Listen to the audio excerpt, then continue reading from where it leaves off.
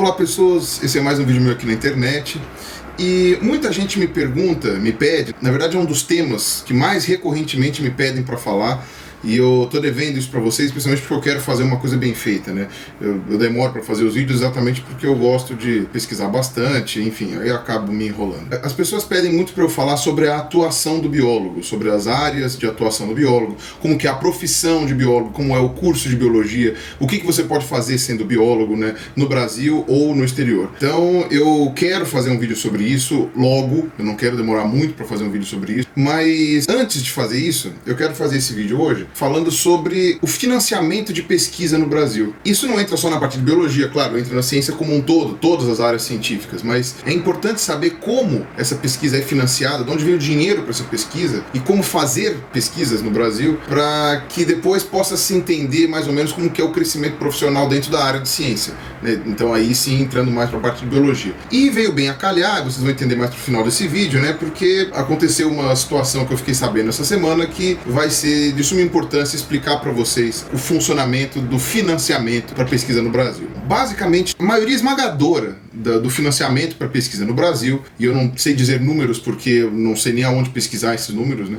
é de origem pública. Você tem uma iniciativa privada que desenvolve pesquisa aqui no Brasil, eu posso citar as indústrias farmacêuticas, eu posso citar as indústrias de mineração, né, aí incluindo as petroquímicas, eu posso citar a indústria alimentícia, a veterinária, tá? Você tem várias empresas privadas, né, ou fundações que financiam pesquisa no Brasil. Mas em números absolutos, né, se você for um pesquisador brasileiro, com quase toda certeza você vai recorrer a verbas públicas. Uma parte muito restrita vai ter acesso a verbas privadas. Aí existem algumas vantagens e desvantagens do pesquisador, basicamente o pesquisador brasileiro, ser um funcionário público, tá?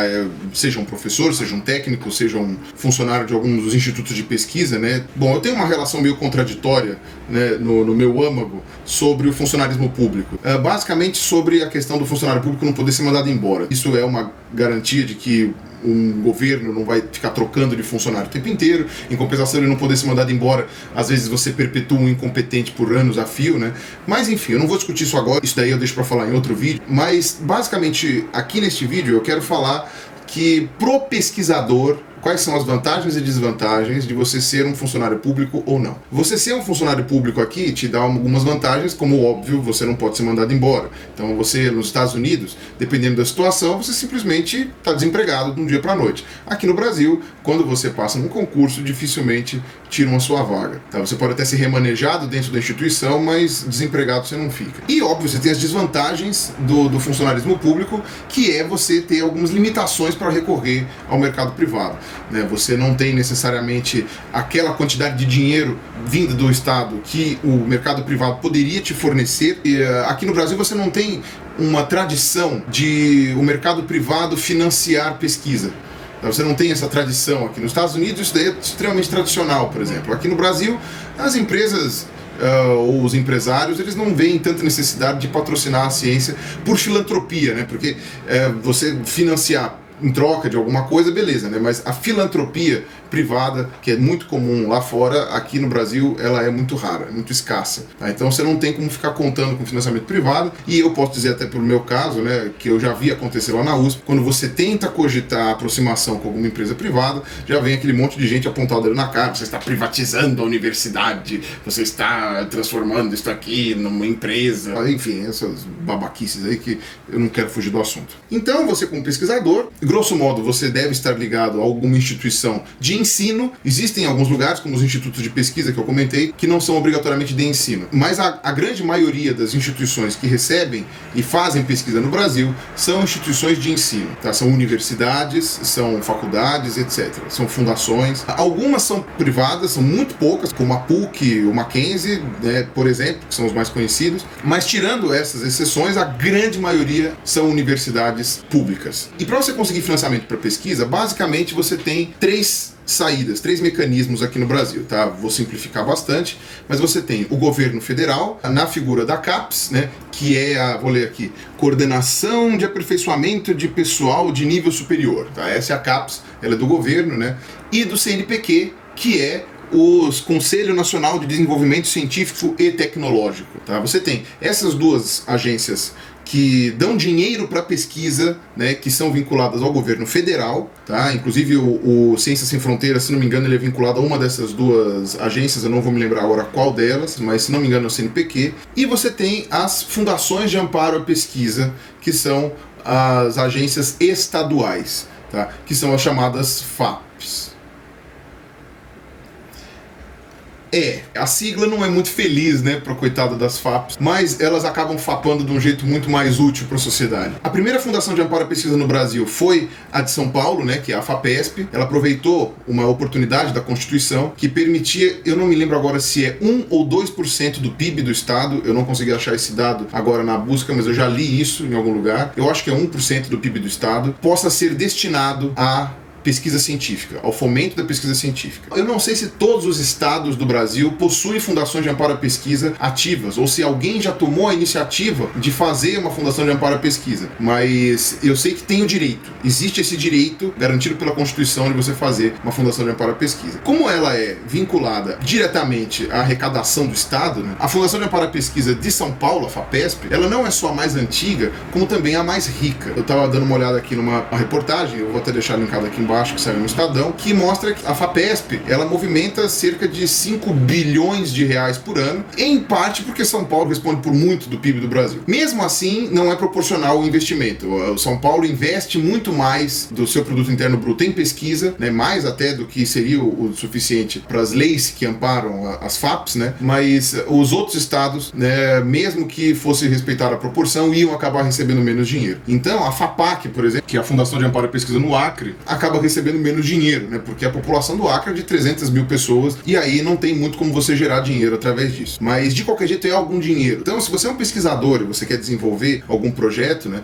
Você tem que pedir, você tem que solicitar para essas agências de fomento, ou para a CAPES, ou para a CNPq, ou para alguma FAP, que eles te deem dinheiro para que você possa fazer a sua pesquisa. Geralmente essas fundações elas vão avaliar a pertinência da sua pesquisa, né? Vão avaliar o currículo de quem vai desenvolver essa pesquisa, ou seja, a competência dessa pessoa, né? Se ela já tiver um bom histórico, né, ela vai acabar tendo mais facilidade de conseguir esse amparo, né? E vai também ver a questão do dinheiro. Quanto dinheiro tem disponível, porque eles vão dar algumas prioridades. Então aqui eu preciso mostrar dois tipos de ciência, de pesquisa científica que existem. É uma divisão meio grosseira, mas a gente pode usar ela aqui para simplificar. Você tem a pesquisa científica de base, tá? Que é aquela pesquisa que desenvolve o conhecimento. Ela tenta entender o funcionamento das coisas, ela tenta entender como que o universo e o planeta são constituídos, né, os fenômenos que integram esse planeta, como que eles funcionam, da onde eles vêm. E você tem a ciência aplicada. A ciência aplicada é aquela que pega o conhecimento que foi adquirido por anos de ciência de base e aplica ele na questão prática da vida das pessoas que não são cientistas. Então, por exemplo, você tem algumas áreas que são muito mais teóricas, que são muito mais básicas do que outras. Então, por exemplo, a biologia tem muita ciência de base, a física tem muita ciência de base, a química tem muita ciência de base, tem também ciência aplicada, mas a ciência de base é relevante nessas áreas. E a medicina, por exemplo, tem muita ciência aplicada, a engenharia tem muita ciência aplicada, porque tem a ver com a própria estrutura dessas áreas do conhecimento. Mas a medicina também tem pesquisa de base, a engenharia também tem pesquisa de base, tá? Só que acaba sendo uma coisa um pouco mais aplicada. Então eu vou dar um exemplo aqui, e como que pode ser difícil o trabalho de uma pessoa que seja um avaliador de uma fundação de amparo à pesquisa, de como que ele vai distribuir esse dinheiro. Digamos que eu mesmo, Pirula, né, eu trabalho com evolução de crocodilos, então eu resolvo pedir dinheiro para o governo, ou para o governo do estado, ou para o federal, né, uma verba para fazer uma pesquisa que visa a entender a evolução de um grupo de répteis, por exemplo, que seja o grupo dos crocodilomorfos. E eu vou fazer o quê? Vou fazer uma lista de gastos que eu vou ter, né? Vou fazer todo um orçamento, ver quanto que custa, tal, apresentar uma lista de 3 preços, enfim, tem todas as burocracias necessárias, né? E vou falar, o que eu vou precisar fazer essa pesquisa? Eu vou precisar de fazer um trabalho de campo, de coleta, para ver se eu consigo achar fósseis de crocodilomorfos. Eu vou precisar de viajar para alguns lugares do Brasil e de fora para ver se eu consigo ver alguns materiais em coleções, tá? Eu vou ter que fazer uma pesquisa na Amazônia para ver se consigo pegar alguns jacarés, e vou precisar de um computador superpotente para processar esses dados, vou precisar de 2 estagiários para me ajudarem, ou 2 bolsistas, né, que sejam mestrado, doutorado, enfim, para me ajudar, e isso tudo dá, no período de 4 anos de pesquisa, dá 200 mil reais. Tá? Estou chutando um valor baixo aí, mas enfim, X, um valor que não importa aqui para esse exemplo. Aí você vai ver um pessoal lá da medicina que fez um acordo com o pessoal da engenharia, por exemplo, uma parceria com o pessoal da engenharia, e eles estão desenvolvendo uma nova prótese para pessoas amputadas, que não machuca a pessoa que vai usar a prótese, que obedece mais rapidamente ao comando do cérebro, que faz isso, entendeu? E os caras fazem um orçamento, e o orçamento é de, sei lá, 5 milhões de reais em 8 anos de pesquisa, digamos assim. Aí eu já estou chutando baixo também, mas não importa. Então você tem esses dois valores, são pesquisas de relevância diferente, pesquisas de aplicação diferente e são pesquisas de valores diferentes. A Fundação de Amparo, muitas vezes, ela se vê numa sinuca de bico porque ela quer dar os 5 milhões para esse pessoal aqui que está desenvolvendo uma prótese nova. Isso gera não apenas benefício para as pessoas, mas isso gera visibilidade para a instituição, isso gera retorno financeiro de alguma forma, né? Porque você tem as patentes que são geradas disso, e etc. Você tem reconhecimento internacional. Então, vale aplicar 5 milhões aqui, se eles tiverem 5 milhões. Só que às vezes, para eles aplicarem 5 milhões aqui, esses 200 mil que o Pirula pediu para estudar crocodilo, babau. Vou falar assim, olha, eu sinto muito, a gente não tem dinheiro para você, porque senão a gente não vai conseguir fechar os 5 milhões que eles pediram. Então isso é uma das coisas que pode acontecer, eles podem ser obrigados a dar prioridades a certas coisas porque eles não têm dinheiro para tudo. E quando você vai pedir dinheiro para o governo, às vezes não é assim que funciona, eles não dão prioridades, eles aprovam muita coisa, ou quase tudo que você pede, mas muitas vezes eles aprovam só um pedaço. Então você pediu 200 mil para fazer a pesquisa, eles vão te dar 50. Eu falo, ó, é isso que a gente tem, é isso que a gente pode te disponibilizar, você adeque o seu projeto ao orçamento que a gente te deu.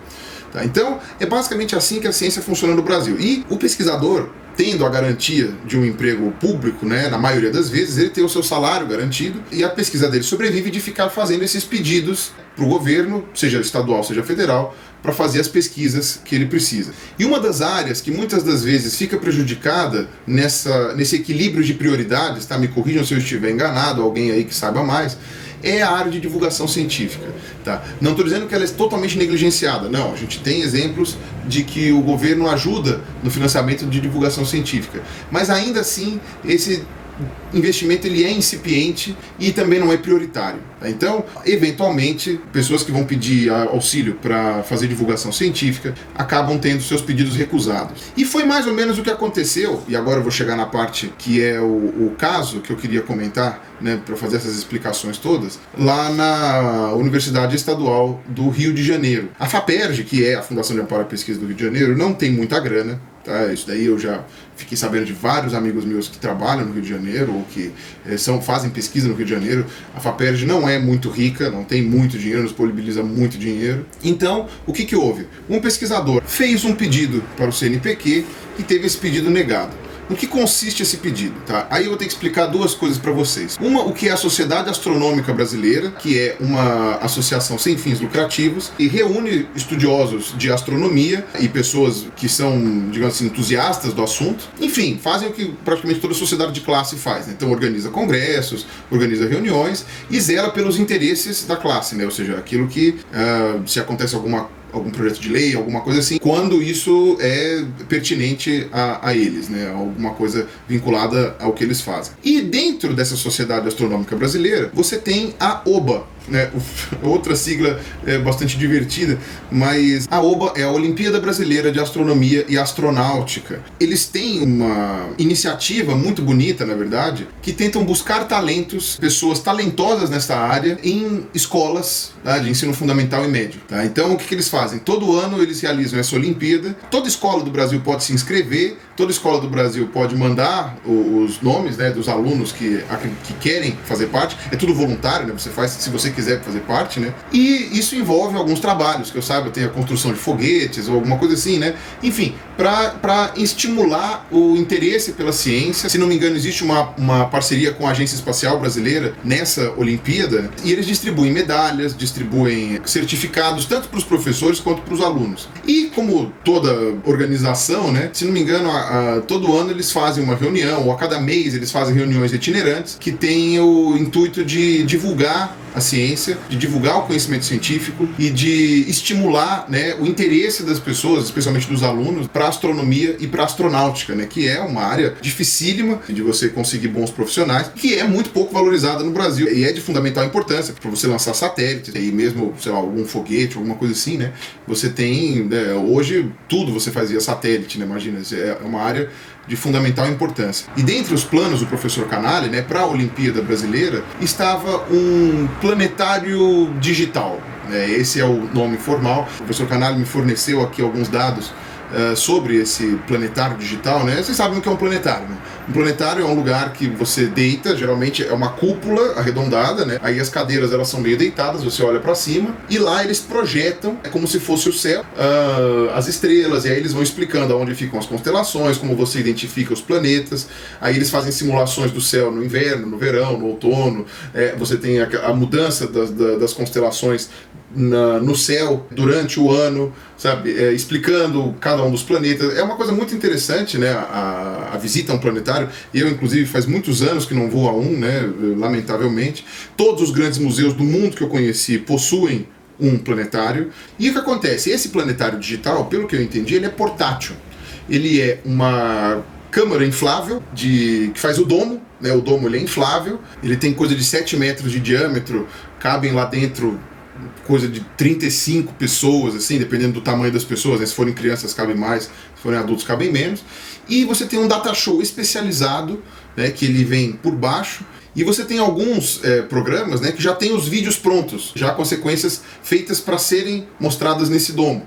Tá? Então, por exemplo, você tem aqui Uma Noite no Planetário, em que mostra o céu durante o ano inteiro, vai dando todas as explicações de como que as constelações estão posicionadas, você aprende a reconhecer aonde estão os planetas. Você tem o último Gigantes no Céu, que ele vai explicando planeta por planeta, né, qual é a composição deles, etc. Viajante Espacial, que aí ele simula uma viagem pela Via Láctea. Quer dizer, você tem alguns vídeos já prontos, feitos para poder expor, né, nesse domo. A ideia do professor Canali é usar esse planetário digital como uma ferramenta de treinamento para professores e de estímulo para os alunos, né? E também de aprendizado para os alunos, para que eles tenham vontade de aprender sobre a questão astronômica. E quando tiverem as reuniões, né, da Sociedade Astronômica Brasileira ou as Olimpíadas, né, de Astronomia e Astronáutica, né, esse dom poder ser utilizado pelos frequentadores, pelas pessoas que estão lá, ou mesmo como um programa mesmo de treinamento, de capacitação de professores e alunos. Então eu achei uma ideia super válida, super legal, tá? Só que o que acontece? O professor pediu o financiamento para o CNPq e ele não ganhou. Não deram esse financiamento, e ele teve uma ideia de fazer uma vaquinha pela internet para arrecadar o dinheiro necessário para a aquisição desse material, que está orçado em coisa de 50 mil reais. Esse equipamento, se for adquirido, ficará como propriedade da Sociedade Astronômica Brasileira e será utilizado livremente pelos membros e componentes da Olimpíada Brasileira de Astronomia e Astronáutica. Então, quando eu soube disso daí, eu contactei o professor Canali, porque eu queria saber mais detalhes sobre isso. Ele foi super atencioso, me deu todas as informações necessárias, e eu falei assim, então eu acho que não custa nada pedir para as pessoas colaborarem. Se não puder colaborar, pelo menos espalhando, né, o site aqui, o link do Vaquinha, ou mesmo o site do Oba, para estimular as pessoas a participarem das Olimpíadas, né, e quem sabe conseguir dinheiro para esse planetário digital. Eu recentemente fiz um vídeo sugerindo que as pessoas que assistam meu canal doassem dinheiro pro Bernardo, porque o Bernardo é meu amigo e estava precisando de ajuda, e eu fiz isso em um vídeo recente. E eu ouvi muitas críticas com relação a isso, falando, não sei o que, mendigo, tá pedindo dinheiro, não sei o que, não vou ajudar porcaria nenhuma. Aí um monte de ofensas que não cabem ficar relatando aqui. Eu acho o seguinte, não quer ajudar, não ajuda. Ponto. Eu não estou pedindo ajuda para mim, pedi ajuda pro Bernardo porque ele é meu amigo, ele pediu ajuda, ele está passando uma pior. Eu não vou deixar isso de ajudar. E deixei a critério de vocês. Vocês olhavam o vídeo do Bernardo, se vocês achassem que valia a pena, doassem para ele. Muitas pessoas acharam que valia a pena e ele conseguiu completar o valor que ele precisava. Agora, eu volto a pedir, porque eu vou fazer isso sempre que eu achar uma causa válida e justa, né, e necessária. Agora eu resolvi divulgar essa ideia, né, do professor Canali de conseguir dinheiro através do Vaquinha para comprar esse planetário digital, que seria uma aquisição muito importante para o ensino e para a divulgação de astronomia no Brasil. Então eu achei uma causa válida, e se você achar que isso não é justo, que você não tem que ficar dando dinheiro para essas pessoas, que essas pessoas não tinham que estar pedindo dinheiro, então não dê o seu dinheiro.